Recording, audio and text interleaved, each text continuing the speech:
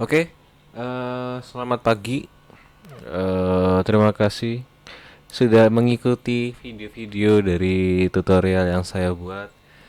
Kali ini kita sudah berada di pertemuan kelima ya. Yang dimana pertemuan kelima ini kita akan membahas mengenai dasar kamera. Jadi di Blender itu dia juga sama seperti dengan software yang lain-lain, yang dimana dia juga memiliki setting kamera juga dan juga berbagai macam preset ya kamera itu seperti kayak gimana dan lain-lain. Nanti kita bakal bahas, kita bedah satu persatu karena kita fokus kepada kamera ya, jadi kamera ini bisa kita bahas dalam satu video ini tuntas. Mungkin ada yang sudah saya ketahui, mungkin ada teman-teman baru dalam video ini, nanti kedepannya akan saya jadikan sebagai bahan eh, konten nanti dalam animasi selanjutnya, ntar dalam eh, video-video selanjutnya berupa penjelasan atau mungkin tutorial lanjutan, nanti bisa kita up to date lah nantinya di situ ntarnya. Oke, kita lanjut aja ya di sini. Apa aja yang akan kita pelajari dalam dasar-dasar kamera ini adalah yang satu itu pasti ada mengenai penjelasan teori angle kamera dan pergerakan kamera ya teman-teman ya. Kita pelajari dulu tentang dasar prinsip pengambilan gambar. Biasanya ini udah dijelaskan sedikit-sedikit di fotografi atau videografi atau mungkin perfilman. Mungkin saya akan menjelaskan seadanya dulu karena nanti bisa teman-teman bisa lebih lanjut aja dalam pembelajaran, nanti lebih lanjut nanti akan saya buat sendiri khusus advance untuk penjelasan mengenai sinematografi dari A sampai Z. Itu nanti juga saya akan mencari mengumpulkan materi-materi bahasa, nanti bisa biar lebih valid ya, lebih menyeluruh ya teman-teman ya di situ. Lanjut di situ ada penjelasan kamera dan cara peletakan posisinya. Di sini kita mulai teknis ya bahasanya kepada Blender nanti di situ. Lalu di situ ada penjelasan mengenai animasi kamera dan terakhir ada setting kamera. Jadi setting kamera ada maksudnya ke properties ya. Di Blender nanti di situ dan kita akan pelajari lebih lanjut. Stay tune aja di situ. Kita mulai dalam pembahasan mengenai teori angle kamera dan pergerakan kamera ya. Kita mulai aja. Oke. Angle kamera dan pergerakan kamera di sini terbagi menjadi dua sub. Yang pertama adalah angle kamera, yang kedua adalah pergerakan kameranya. Dalam angle kamera di sini ibaratnya ada 5 bentukan. Yang pertama adalah eye level, yang dimana itu sudut mata kita ya sejajar. Kalau high angle itu agak sedikit ke atas, bisa kalau dibayangkan itu 45 derajat dari sumbu 0, jadi kita agak sedikit ke atas ya. Lalu ada low angle, yaitu kita lebih ke negatifnya. Kita lebih arahnya kepada tan ya. Ini ada sin, cos, sama tan. Kita lebih ke tannya di situ. Lalu di sini ada bird eye view sama Dutch angle. Dutch angle lebih ke bawah lagi, sedangkan kalau bird eye view itu lebih ke atas lagi, menyeluruh dan lebih tinggi biasanya. Nah, pergerakan kamera ada timing, tilting, dollying, tracking, zoom, crane shot, dan handheld effect. Nah, nanti akan saya praktekkan nanti dalam Blender ya, nanti di sini satu persatu dari materi ini nanti kita bahas saja satu persatu. Nah, di sini ada kamera dan cara peletakan posisinya. Di sini ada yang namanya over the shoulder, di mana di belakang bahu karakter atau karakter orang lain yang mengacu kepada satu titik. Biasanya di sini sudah mengambil deep of field ya di sini. Ada close up atau CU biasanya. Kalau teman-teman sering membaca skrip atau pernah membaca skrip, ada konteks CU, nah itu adalah close up ya teman-teman ya. Ada yang namanya medium shot. Medium shot itu mungkin dari kepala sampai ke pinggang, biasanya agak turun sedikit ke pinggul. Ada long shot, dia yang dimana dia menyeluruh bersama latar belakangnya tapi tidak sepenuhnya. Jadi lebih utamanya fokus kepada full shot. Sorry, itu full shot ya. Kalau long shot itu lebih fokus kepada keseluruhan Jadi ada dia, tapi juga backgroundnya udah kelihatan, tampak semuanya ada di situ. Sedangkan ada yang full shot teman-teman. Full shot itu dia lebih menyeluruh, fokus kepada badan karakter pemeran, tapi untuk backgroundnya tidak terlihat secara menyeluruh. Biasanya seperti kayak gitu. Kalau di sini ada extreme long shot. Di sini extreme long shot kalau misalnya kita ambil tadi ada angle kamera itu lebih arah kepada kamera apa, bird eye ya. Atau kalau sekarang ada satu bahasan baru lagi namanya drone shot. Jadi dengan angle dan apa, dengan angle dan ketinggian yang bisa ditempuh oleh drone istilahnya. Nah, di sini ada high angle tadi sudah dijelaskan. Ada bird eye juga, ada worm, ada canted atau Dutch. Jadi oh ya, sorry, ada kekeliruan tadi ya untuk bahasan yang di atas. Kalau Dutch itu dia lebih agak sedikit miring secara horizon ya. Jadi dia lebih ke diagonal. Biasanya itu untuk menunjukkan sisi ketegangan dalam suatu adegan. Biasanya di sini dipakai juga dalam adegan banyak sih. Komedi ada juga di apa? Thriller juga ada, drama nggak jarang sih kalau drama. Lebih sering-seringnya juga thriller atau horor, sering-seringnya action. Di situ untuk menambah ketegangan dan menambah kedinamisan suatu pengambilan gambar di situ nantinya. Nah, di sini ada point of view. Jadi kita adalah kamera itu, jadi mata kita sebagai kamera ya di situ. Ada tracking shot. Biasanya sering terjadi kalau tracking shot kita bakal mengikuti satu objek atau satu pemeran jalan atau mungkin berlari atau mungkin melayang kayak Superman ya. Ada static, dia diem sedangkan subjek bergerak dalam frame. Jadi ada pergerakan yang mengikuti baik panning maupun dollying ya di situ. Ada crane shot. Crane shot sama seperti kayak drone, jadi dia mau dari atas ke bawah tapi terbatas ya kalau crane shot. Dia masih kayak kondisinya ada di datar tapi dia memiliki semacam leher yang panjang seperti jerapah. Kalau sekarang ada drone, jadi drone bisa dipakai buat untuk pengambilan angle yang menggantikan juga sama crane. Tapi itu juga budgetnya lebih mahal sekarang daripada crane. Kalau dulu crane kan udah mahal, kalau drone sekali lebih mahal lagi. Oke, sekarang masuk ke dalam animasi kamera. Mari kita coba untuk kita mengerjakan di Blender. Oke, sekarang kita sudah masuk ke Blender ya teman-teman ya. Nah, saya coba aktifkan dulu untuk apa, screencast di sini. Nah, tadi. Ini screencastnya. Ya, harus kita kalau misalnya mempelajari shortcut-shortcutnya itu juga gak bingung. Jadi ada di sebelah kiri bagian bawah fitur gambar ada mouse, ada middle click, ada right sama left clicknya juga masuk di situ, dan setiap ada pencatan dalam keyboard itu akan terdeteksi juga seperti yang saya lakukan sekarang ini, dan ini membantu teman-teman nantinya. Semoga dalam ini teman-teman bisa mempelajari dan akan ingat terus memakai shortcut-shortcut di Blender karena memang sekarang Blender lebih ramah user friendly ya sekarang, namun diharapkannya teman-teman bisa mempelajari lebih panjang, lebih lanjut, lebih mendalam Blender untuk menghafalkan shortcut-shortcutnya karena akan mempercepat pengerjaannya teman-teman nanti di situ. Oke, sekarang kita lihat di layar viewport sudah ada lampunya, sudah ada kameranya. Nah, ketika kita ingin masuk ke dalam view kamera, easy, kita pencet 0 aja.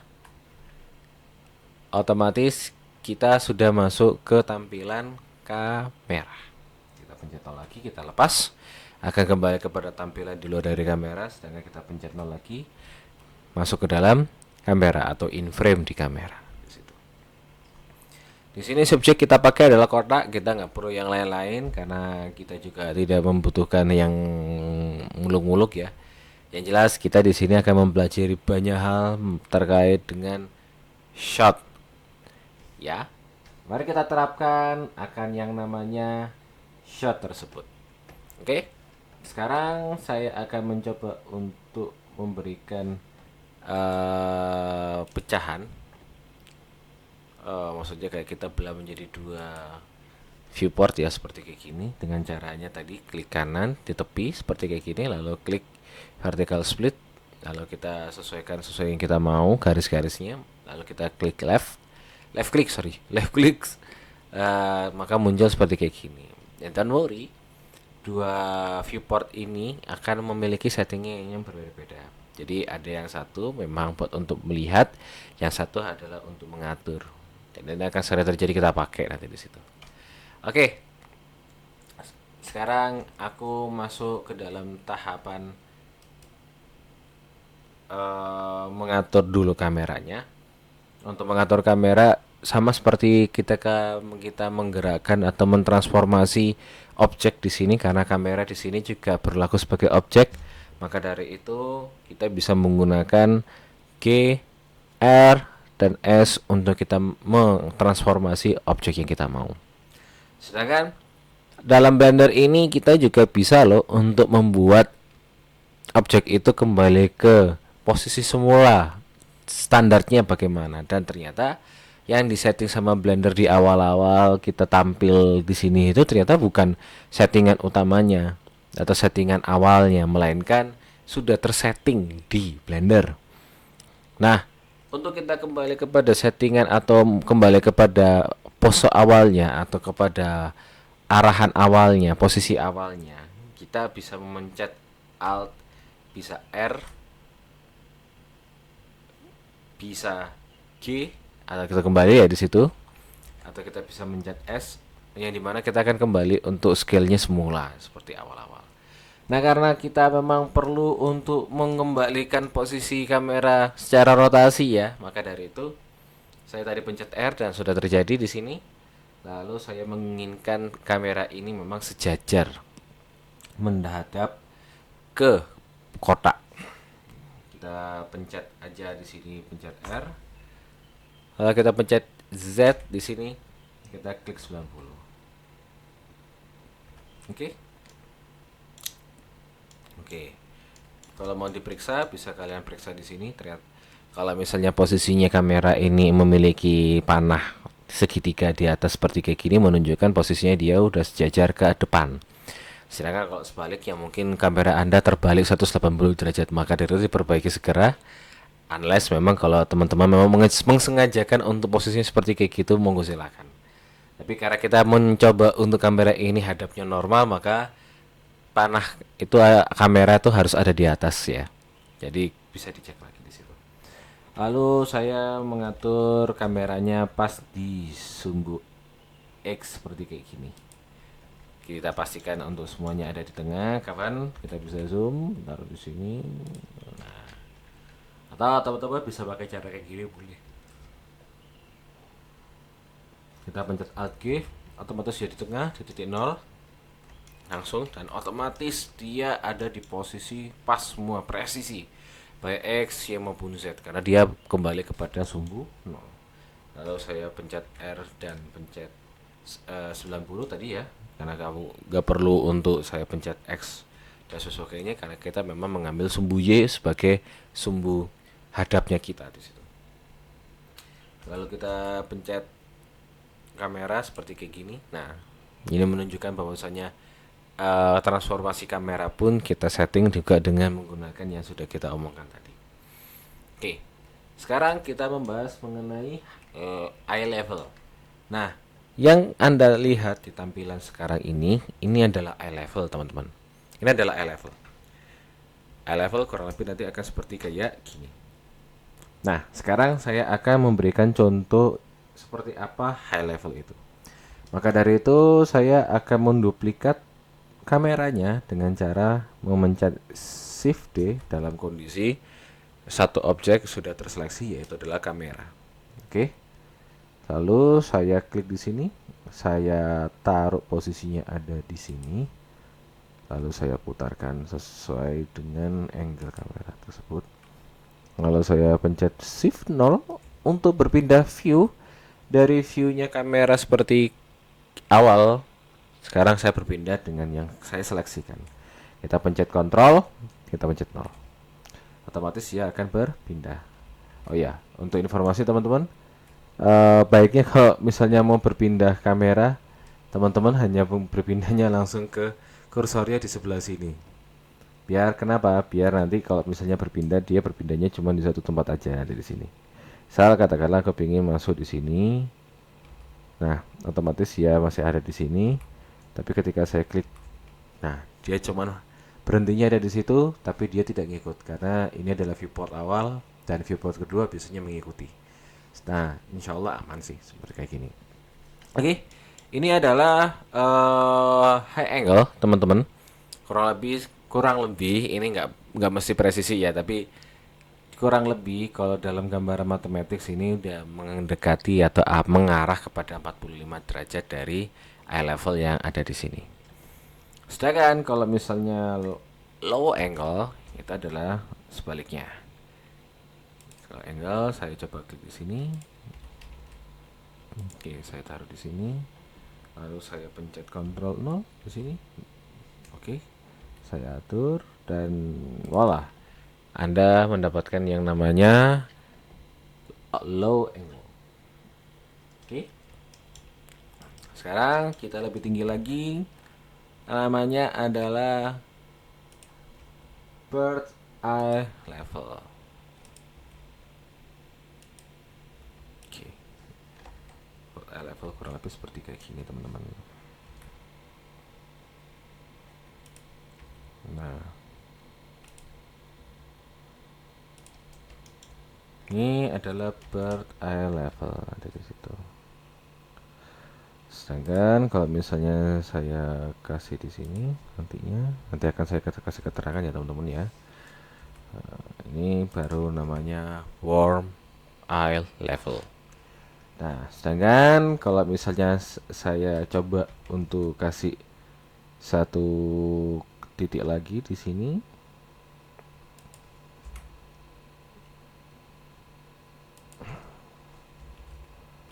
Oke. Nah, kalau seperti kayak gini. Ini namanya adalah bottom eye level. Berarti sudah mendekati dia sejajar dengan sumbu X ya teman-teman dari atas. Sedangkan kalau kita klik di sini, saya duplikat ke atas lagi. Oke. Maka dia akan menjadi yang namanya top eye level. Kurang lebih seperti kayak gini ya teman-teman ya. Jadi ini ada eye level, high angle level, ada bird eye level, dan terakhir ada top. Biasanya top ini dipakai agak sedikit lebih mendramatisasiin suatu kasus atau suatu adegan, nantinya bisa menggunakan ini. Tapi itu untuk kedepannya nanti akan saya jelaskan kapan bisa dan mampu untuk digunakan kurang lebihnya. Nah, kurang lebih seperti kayak gitu teman-teman untuk penjelasan mengenai angle kamera. Sedangkan kalau misalnya kita tanya nih, lah Dutch level itu seperti kayak gimana? Dutch angle itu, Dutch angle kurang lebih seperti kayak gini teman-teman. Saya ambil satu angle aja, yaitu low angle aja. Lalu saya pencet R, lalu saya pencet Z-nya 2 kali. Oke, ini ada temuan baru ya di sini. Jadi kalau misalnya dalam transformasi itu dia memiliki banyak sudut yang diambil. Ada yang namanya global, ada yang namanya lokal, ada yang namanya normal, dan lain sebagainya. Ketika saya memencet 2 kali sumbu Z, berarti dia akan mengambil sumbu Z itu pada objek lokal. Oke, sekarang kita coba untuk membukakan di sini kurang lebihnya. Oh, salah, bukan di situ. Di sini. Nah, di dalam properties ini ada yang namanya properties objek ya teman-teman yang di sini. Itu bisa dipakai. Sedangkan saya mencoba untuk membuka viewport display di sini dan akan mencentang axis. Nah, seperti teman-teman lihat, objeknya dia di sini adalah sumbu Z berada di kurang lebihnya sejajar, sedangkan sumbu Y di sini ada di atas. Sedangkan sumbu X itu akan berhadapan dengan sumbu Z. Kurang lebih seperti kayak gini kalau kita melihat secara lokalnya ya. Makanya ketika dibalikin menjadi apa bentukan semula, kameranya notabene selalu nunduk ke bawah karena zoom X-nya dia ada di atas ekor kameranya di sini. Kurang lebih seperti kayak gitu ya teman-teman ya. Nah, sekarang saya coba untuk pencet R, lalu pencet Z dua kali, lalu saya miringkan. Nah, pemiringan seperti kayak gini lah ya diistilahkan dengan yang namanya Dutch angle. Sesederhana gitu tapi tidak mungkin sederhana itu juga karena itu hanyalah teknik. Kalau teknik ini penempatannya nggak cocok ya akhirnya juga percuma nanti di situ. Maka dari itu teman-teman bijak-bijaklah dalam memilih angle-angle kamera dan banyak-banyak untuk mempelajari sinematografi aja. Karena di dalam animasi sama seperti dengan perfilman dia objeknya adalah seni tampil ya. Jadi teman-teman mempelajari sinematografi itu merupakan suatu kebutuhan, bukan keharusan maupun kewajiban, tapi suatu kebutuhannya teman-teman nanti di situ. Oke, lanjut. Sekarang pembahasan mengenai pergerakan kamera. Oke, pergerakan kamera ini juga sekalian langsung untuk belajar mengenai penganimasian kamera ya di sini. Sekarang di sini saya akan membahas mengenai panning, tilting, dolly, and tracking dulu. Ya.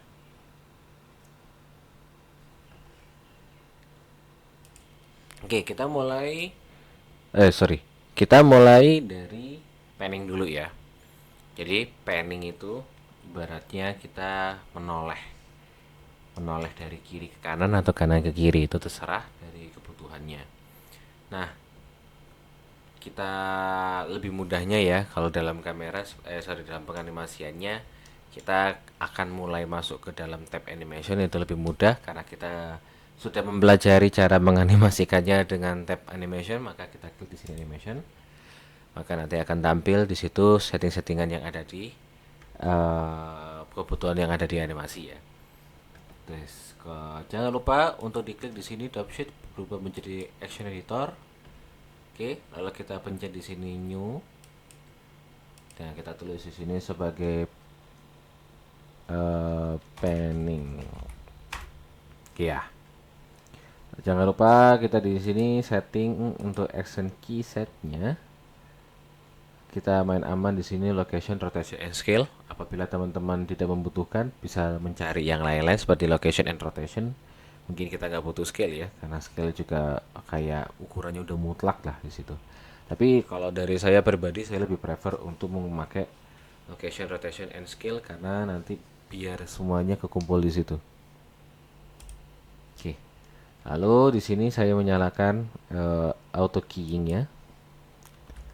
Oke, mari kita coba untuk membuat yang namanya panning. Yang pertama-tama kita berada dalam top view, top orthographic ya di sini. Lalu saya pencet R. Saya akan menoleh sebelah kanan seperti kayak gini. Oke. Kalau sudah, dia akan muncul seperti kayak gini, teman-teman. Ada titik kuning, orange ya, seperti kayak gitu. Lalu saya tarik timelinenya di akhir, dimana saya akan membuat posisinya dia ini menjadi mirror. Oops, sorry. Lanjut aja deh. Mirror kurang lebih seperti kayak gini. Nah, atau kalau teman-teman pingin lebih gampang, ini bisa dikopas saja. Nah, ini teman-teman bisa kopas seperti gini aja udah cukup. Asal dikasih minus saja, minus. Oh, balik, mohon maaf. Sebentar. Oke, berarti yang saya kasih.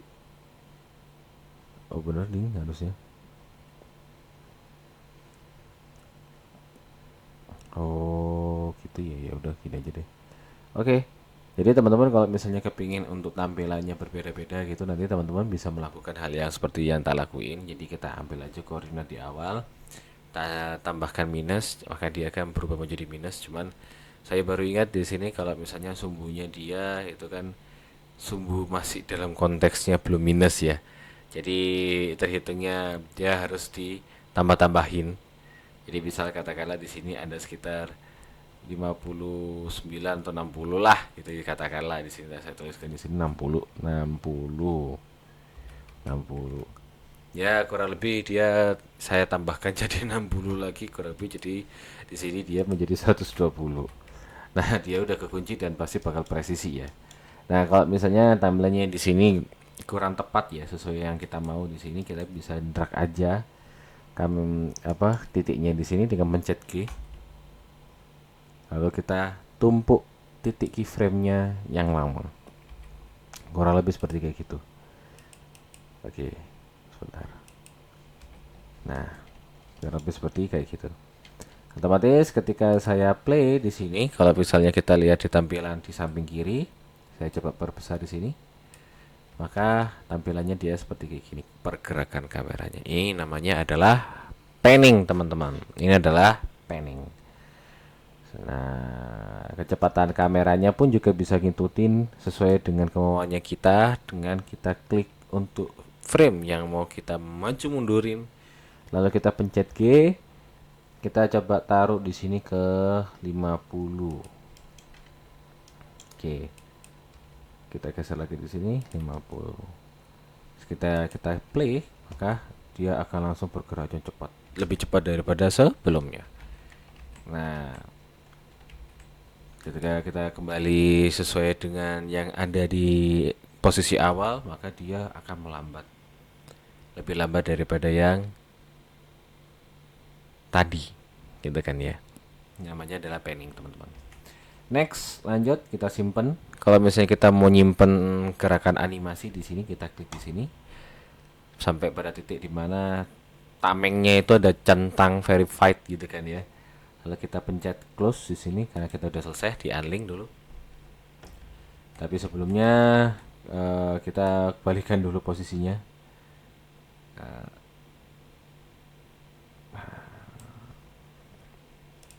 Atau kita bisa taruh di sini, kita tulis 90 dengan kita matiin dulu sebentar.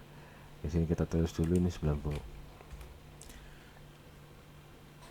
Ini biar presisi aja teman-teman, karena kalau nggak presisi bisa bahaya juga ya di situ.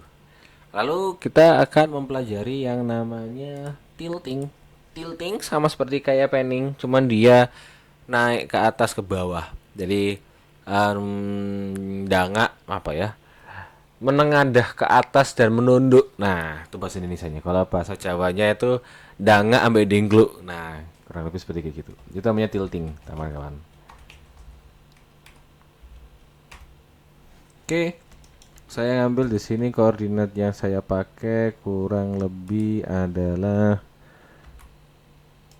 ini kan di 90 ya. Paling aku ngambil di sini 120 aja deh.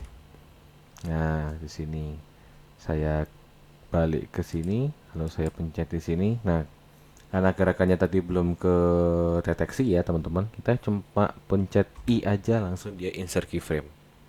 B mudah ya di situ. Itu terjadi kalau misalnya teman-teman lupa nih, wah aku lupa nyalain auto keying. Nah, tinggal pencet aja I, maka dia akan langsung insert key. Nah, sedangkan kita kembali ke frame terakhir di sini. Kita tulis di sini dengan tulisan salah di sini. Dengan tulisan namanya 60. Oke. Ya seperti tadi ya. Jadi kan ibaratnya kita mau berada di posisinya itu kan kanan kirinya sama. Berarti kurang lebihnya dia di posisi mana ditambah posisi itu. Kita katakanlah kayak dia posisinya 60 derajat. Berarti kita untuk bisa di posisi kirinya sama, berarti kita tambahkan 60 derajat lagi jadi 120. Simpel matematik lah intinya seperti kayak gitu. Jadi jangan benci dengan matematik ya, itu membantu sekali untuk memecahkan masalah kita sehari-hari. Oke, kita lanjut untuk mencoba memplay gerakan. Wow, akhirnya dia menjadi tilting. Nah, ini adalah tilting kawan. Ini adalah tilting. Dan tilting ini kurang lebihnya naik ke atas ke bawah, bisa ke bawah ke atas, gitu kan ya. Misalnya saya play di sini ini bawa ke atas. Nah, ini kadang-kadang terjadi untuk beberapa adegan-adegan yang memang memberikan dramatisasi simple. Kita save di sini, kita close lagi. Nah, di sini kita balik lagi ditulis namanya. Sebentar, ini saya kembali hilang 90. Oke. Nah, sekarang di sini ada Dolly. Kita pencet I dulu untuk kita mulai di posisi awal, teman-teman. Lalu saya pencet nah, di sini saya geser dengan sumbu X di sini, maju seperti kayak gini, hampir full frame seperti kayak gini. Lalu kita cek apa yang akan terjadi. Dan kawan-kawan, ini adalah namanya dollying. Pak, bedanya dollying sama zoom apa? Bedanya adalah kalau dollying itu kameranya yang akan maju. Sedangkan kalau zoom kameranya posisinya sama, tapi dia mengutamakan focal view-nya dia itu untuk dipertajam, lebih zoom in atau zoom out, lebih dalam atau lebih keluar sesuai dengan kapasitas focal view-nya. Apabila teman-teman tidak memiliki konsep focal view yang memiliki keterbatasan dalam focal view, maka dolly ini adalah solusinya. Tapi tidak semua wajib pakai dollying ya. Cuman ini bisa terjadi, gitu kan. Tapi ini hanya mengenalkan ke teman-teman bahwa ini adalah dolly.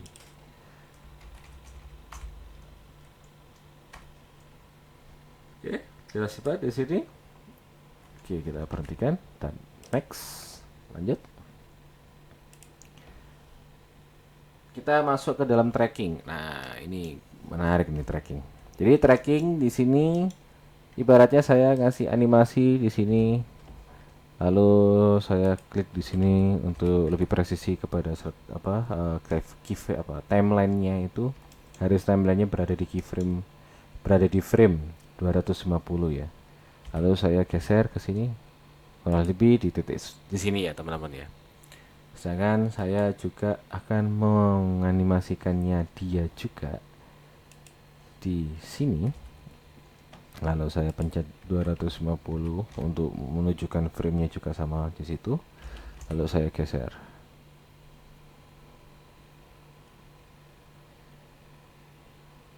Nah, kurang lebih seperti kayak gini. Atau lebih spesifik lagi bisa. Nah, sehingga penganimasiannya walaupun nggak kelihatan ya, bentar ini tak tambahkan objek lain lah jadi biar lebih kelihatan kalau dia bergerak ya. Saya taruh di sini dulu. Oh ya, sorry, matiin dulu. Udah kok circle salah mainnya, Yukis biar aja. Nah, saya taruh di sini sebagai objek di tengah-tengah ya, biar kelihatan kalau dia bergerak. Oke. Lalu saya pencet play.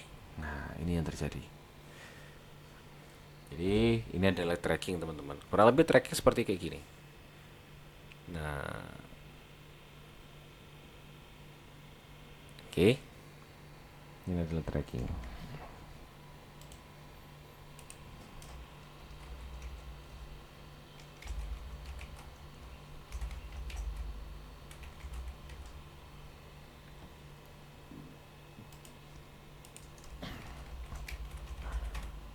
Oke, saya simpan.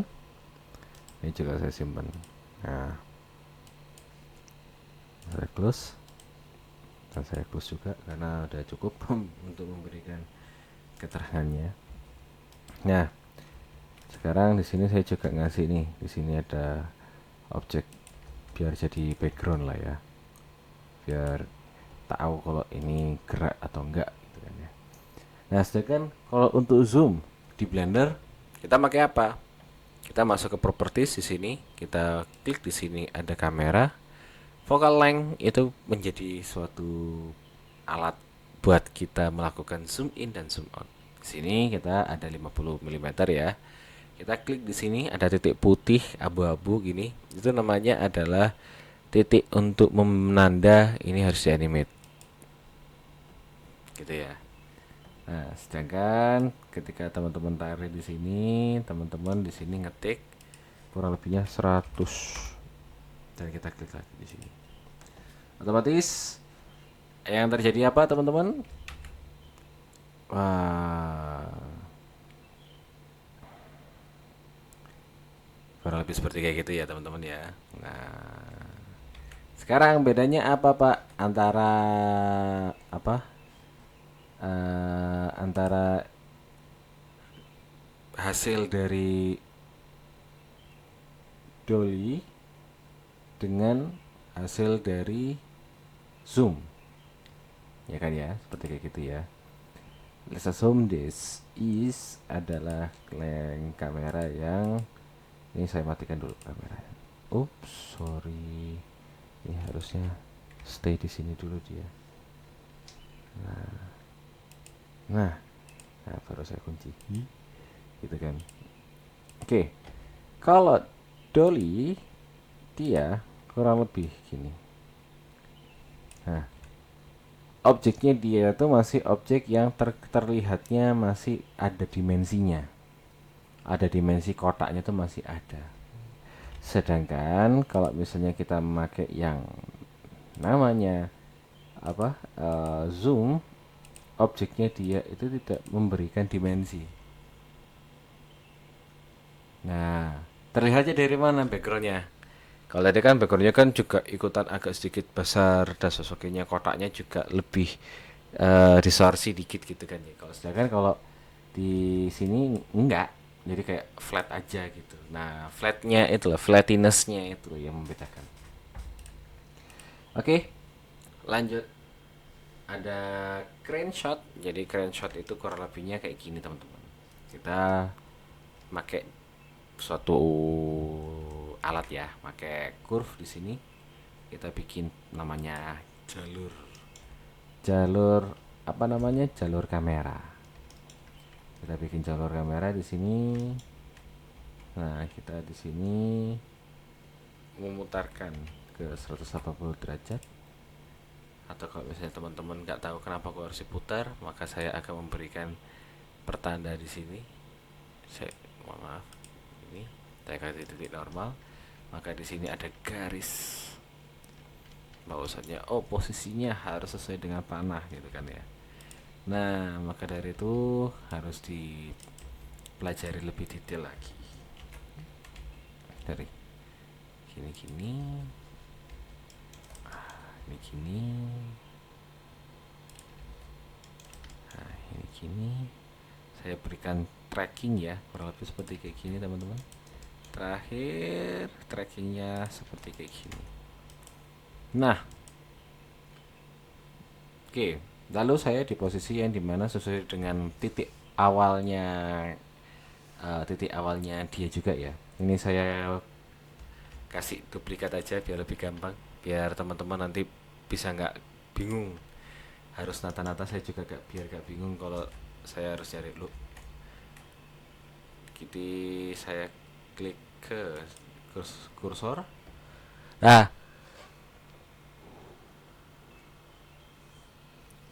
ada temuan baru di sini bahwasannya kita bisa memindahkan suatu objek itu sesuai dengan 3D kursornya kita. Mungkin saya sudah jelasin sebelumnya, cuman saya akan jelaskan ulang lagi untuk khusus ini ya.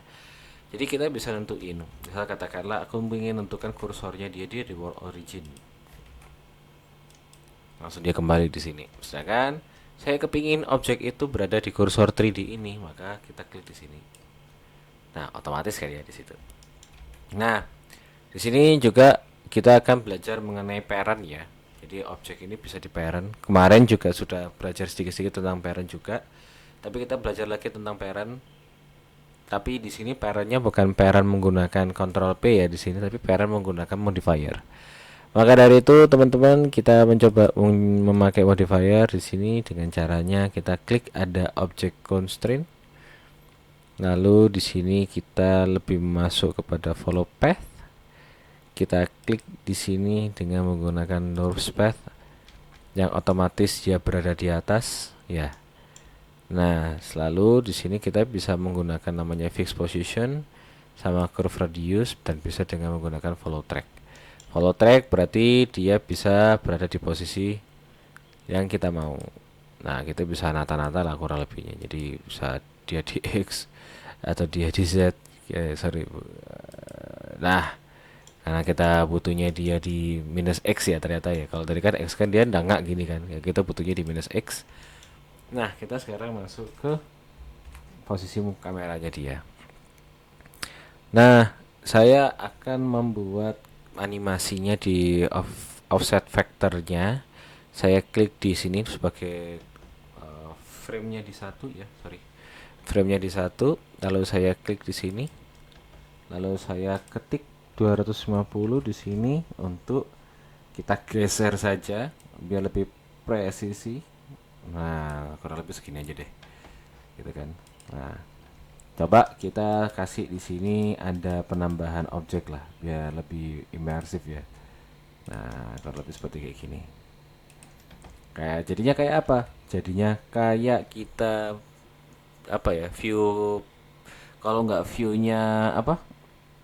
Viewnya roller coaster atau viewnya pesawat kurang lebihnya. Nah, seperti kayak gini ini istilahnya lain lah dari namanya crane teman-teman. Kurang lebihnya seperti kayak gitu. Ini saya simpen menjadi collection. Caranya dengan menggunakan M. Kita masuk di sini sebagai namanya adalah crane shot. Kita klik di sini. Nah, kita simpan screenshotnya ini dan kita menggunakan kamera lagi di sini. Sedangkan untuk spare saya akan menyimpannya sebagai yang namanya BG atau background. Kita klik OK. Lalu kita sementara matikan dulu centangnya biar lebih smooth. Lalu kita kembali ke tampilan awal di eye level di sini ya. Oke, itu adalah crane shot, teman-teman. Nah, sisanya mungkin teman-teman bisa mempelajari sendiri ya nantinya ya. Terus untuk selanjutnya mungkin akan saya pelajari di sini untuk bahasan singkat aja ya. Jadi di sini ada namanya over the shoulder. Katakanlah ya, saya akan membuat cube ini satu lagi di sini dengan dia lebih ceper, katakanlah dia lebih kecil, small ibaratnya. Nah ini ibaratnya adalah ada orang yang ukurannya segini dan ada orang ukurannya segini gitu kurang lebihnya ya. Lalu kita di sini di posisi kameranya kurang lebih seperti gini. Nah, nah mungkin saya kasih lebih kayak gini biar lebih bisa ini frame-nya lebih enak.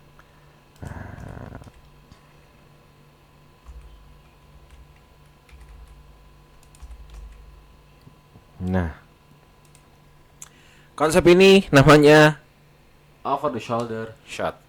Jadi di sebelah sampingnya, kanan atau kiri, bebas teman-teman. Kurang lebih tampaknya seperti kayak gini namanya over the shoulder.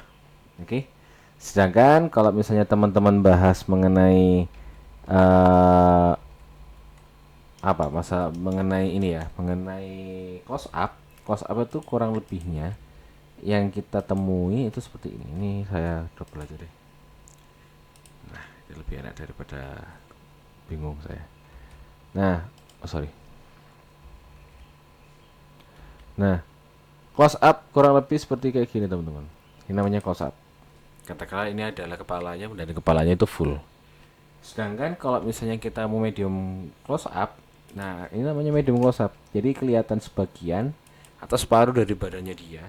Itu namanya medium shot. Full shot itu segini. Kalau misalnya saya aktifkan dulu backgroundnya, nah full shot itu segini. Sedangkan kalau long shot itu kurang lebih segini. Agak lebih jauh dia. Semuanya kelihatan dan sangat full shot lah istilahnya. Nah, saya kayak kalau extreme long shot itu sampai karakternya tuh ngecil banget. Nah, ini extreme namanya. Ini extreme long shot namanya di sini. Dan tadi udah saya jelaskan ada high angle, low angle, bird angle, bottom angle-nya sudah saya jelaskan. Terus ada dash angle juga sudah saya jelaskan. Point of view ya ini yang sedang kita lakukan sekarang ini.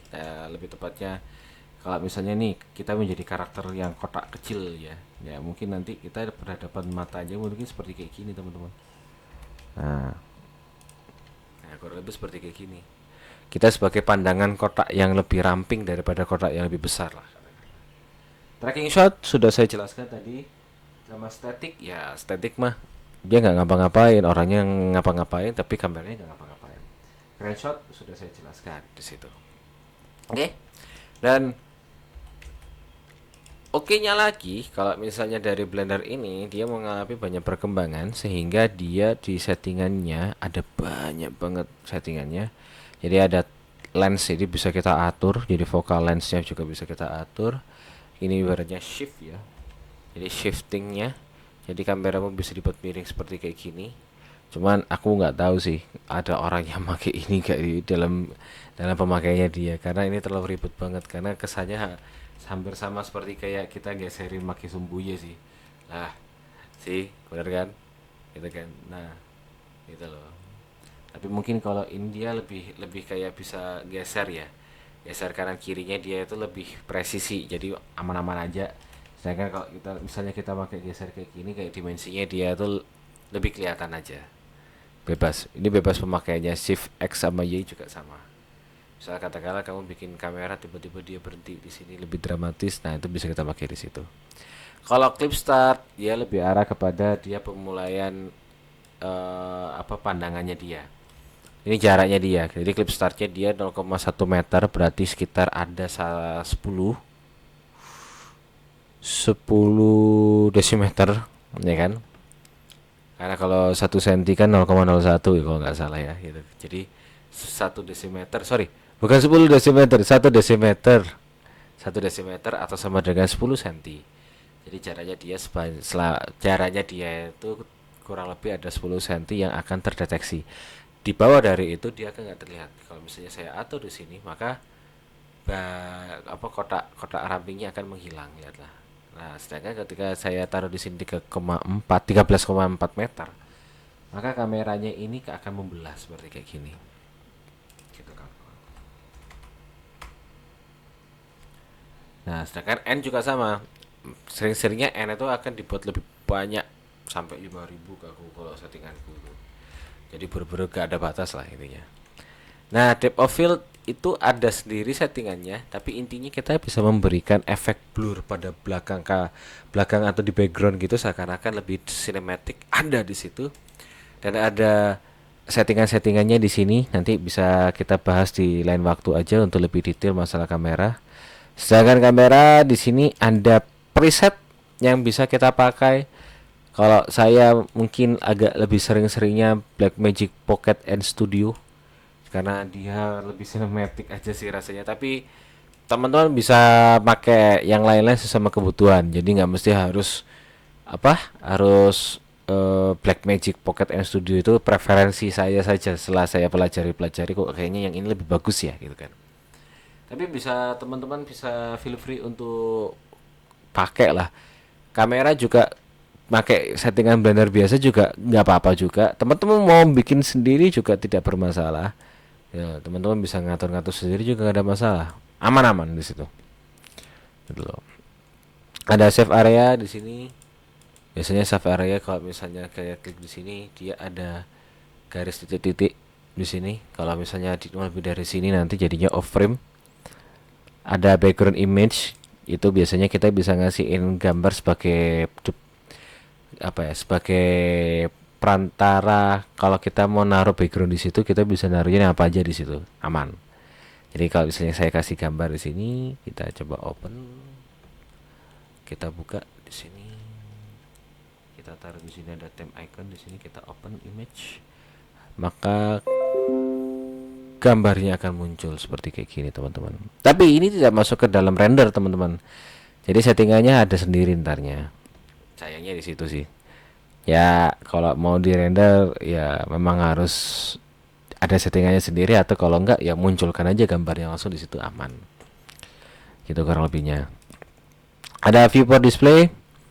Viewport display di sini ada limit. Jadi langsung di sini muncul ada garis pandangnya dia yang dimana saya tidak benar. Ini ada limitnya di sini. Jadi di sini kita bisa membentuk limitnya dia. Untuk masalah size, wow, bentar. Nah, mohon maaf, tenggelam. Oke. Untuk masalah size di sini, ini adalah size dari kameranya dia. Jadi kameranya bisa dibesarkan, dikecilkan di sini sesuai kemampuan dan kebutuhannya teman-teman. Lalu di sini ada mist. Jadi mist itu kayak semacam ada efek-efek kabut. Jadi ada jaraknya di situ. Ada sensor, gitu kan? Ada sensor di sini. Jadi fungsinya ada di sini nanti sensornya. Terus ada nama kamera di sini juga ada di situ. Jadi ada kamera satu. Mungkin nggak kelihatan kameranya tapi udah. Ada namanya pass part out. Pass part out. Dia memberikan efek di mana kita bisa memberikan ini sebagai lebih transparan hingga tidak ada batas, seperti tidak ada pandangan, atau kita bisa ngefokusin background yang nggak penting menjadi hitam atau nggak terlihat semua. Jadi kita bisa fokus aja sama kamera yang termunculkan di sini. Kurang lebih seperti kayak gitu. Dan di sini ada composition guides. Nah, ini lebih fokus kepada teknik-teknik pengambilan gambar ya. Ada yang namanya rule of thirds ya, atau thirds di sini namanya. Jadi teman-teman bisa ngasih di sini ada komposisi. Jadi lebih ke posisi di sini sekarang. Ini komposisi bisa ditaruh di sini atau teman-teman bisa taruhnya di sini dan lain-lain sebagainya. Ada banyak center, di sini ada garis centernya di sini. Jadi biar lebih meringkas ya. Ada diagonal. Jadi kalau misalnya teman-teman ingin pakai Dutch angle gitu, kita bisa nyesuaiin. Kayaknya kayak gini di bagus nih. Nah, kurang lebih seperti kayak gitu ya. Ada golden ratio, yang dimana golden ratio ini tak jarang-jarang dipakai, tapi gak semua orang bisa nerapin. Nah, ini ada juga nih yang bisa nerapin kayak diagonal Dutch angle. Ini bagus pakai triangle E sama triangle B. Ini juga kayak kebalikannya lah ininya kayak gitu. Nah, terus di sini juga ada harmony triangle, hampir sama juga. Jadi teman-teman bisa pakai aja di sini composition guide-nya sesuka hati teman-teman di sini. Meanwhile, ini adalah salah satu pengenalan awal dalam kamera nantinya, dan pasti banyak lagi. Dan setahu saya perkembangan dalam Blender ini itu bisa sampai tahap ada settingan kamera rig-nya sendiri. Kalau kita klik di sini ada armature. Oh sorry, bukan, dengan di armature. Di kamera di sini ada yang namanya dolly kamera rig dan ada crane kamera rignya sendiri, yang nantinya akan menjadi tugasnya teman-teman untuk mengeksplorasi berbagai macam jenis bentuk-bentuk kamera yang ada di Blender. Oke? Jadi ini adalah materi yang saya bahas akan pengenalan kamera di Blender. Maka dari itu tugasnya teman-teman saat ini adalah teman-teman membuat percobaan yang dimana mengimplementasikan berbagai macam pergerakan kamera, angle kamera, sama posisi dalam kamera juga, dengan menggunakan berbagai macam bentuk settingan kamera yang ada di Blender juga nanti di situ, ya kan? Karena teman-teman juga tadi kemarin-kemarin sudah membuat suatu objek, maka kita akan membuat objek produk berupa botol. Terserah botolnya mau botol apa. Mau teman-teman bikin botol kemasan silahkan, nggak apa-apa. Tapi teman-teman bisa mempraktekkan seakan-akan teman-teman ini menjadi seorang fotografer atau seorang videografer nanti di situ. Jadi teman-teman bayangkan aja seakan-akan teman-teman ini kayak bikin foto produk lah, kurang lebihnya seperti kayak gitu nanti. Oke? Sekian dari saya di sini. Terima kasih dan selamat mencoba. Selamat pagi semuanya.